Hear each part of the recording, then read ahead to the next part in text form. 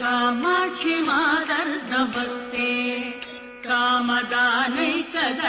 स्थिते भक्तपक्षे कामाक्षि मादर्दवस्ते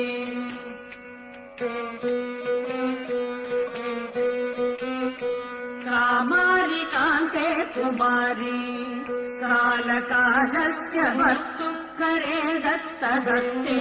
कामाय कामप्रदात्री कामकोटिश्च पूज्ये गिरम् देहि मह्यम् कामाक्षि मादर्दवस्ते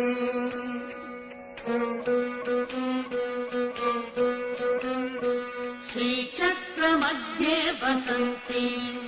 भूतरक्षपिशाचादिदुष्टान् हरन्ति श्रीकामकोट्यान् ज्वलन्ति कामजीव